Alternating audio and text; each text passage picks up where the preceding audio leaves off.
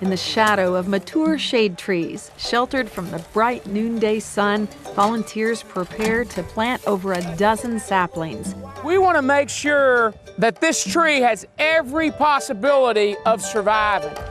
The trees they plant today could possibly be providing protection 100 years from now. That's the root flare. We want to make sure that that root flare is above the ground or just barely got a little soil on it. The corporate professionals, here on a little leave from their desk jobs, stop and listen to the basic instructions that will increase the odds of long-term tree planting success. Give me another shovel. Together, these make a highly scientific measuring tool. We now know how deep the hole is, right? So we can grab it there, come back over here. Look like that hole's too deep, isn't it? So we're gonna have to actually put some dirt back in that hole. The trees will take root along McCutcheon Creek in Spring Hill. Those that do survive will branch out and serve several important purposes. Trees are one of the best ways to clean up storm water. The roots of those trees absorb water, they absorb pollutants. All of our sidewalks and rooftops and things like that, they have water that just, it's no longer absorbs into the ground anymore once you pave over those surfaces. They also help with erosion and sedimentation. The roots are the best ways to stabilize the soil. And of course, we know that sedimentation is probably one of the biggest pollutants in our streams here in the city as well as around the nation. If these volunteers were punching a time clock, the paycheck would only last a little while. But the trees they're planting are likely to last beyond their lifetime.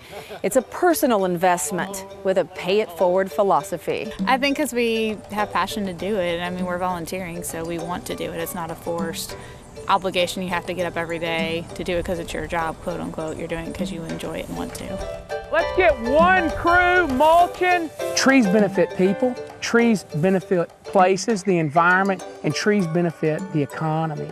And, there's just nobody out there that can't appreciate one or more of those benefits. That's really the genesis of the Tennessee Tree Project. The Tennessee Tree Project is an effort on the part of the State Environmental Council, corporate sponsors, and local volunteers with a goal of planting 1 million trees by the year 2020. The program started with a desire to enhance the tree line along the Duck River, and then it expanded all across the state. In parks, neighborhoods, yards, we'll plant trees pretty much anywhere folks will work with us to plant trees. When executives at the Franklin headquarters of Mars Pet Food found out about the project, they came looking for ways to work. Company volunteers have planted almost 200 trees in less than a month. I grew up in Lexington, Kentucky, and always was around a lot of property. As soon as I was allowed to cut grass or do any work around the house, I was out there doing it. And I now live in downtown Nashville, so I don't get to really enjoy all of the landscaping anymore, so it's great to get out and volunteer and enjoy a park on a pretty day. Planting is just part of it. There are some trees planted previously that now need a little trimming, a little pruning, a little TLC. We're going to check to make sure all the trees have a collar on them. We put these on here to protect them from the weed eaters. They taught us how to be sure to look for dead leaves and dead branches, and then cut the dead branches off and leave the others going, and just checking basically the health of the tree. Oh, that's a cute one. We've got the 1 million tree goal, but we also want to engage 500,000 Tennesseans in the process. And we want to do that because we want to educate people, help people to be aware about the value of one individual tree, but also about the value of the urban forest and the rural forest to our community.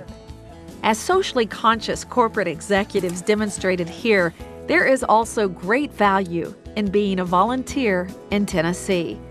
I'm Annette Nole Hall on Tennessee's Wild Side.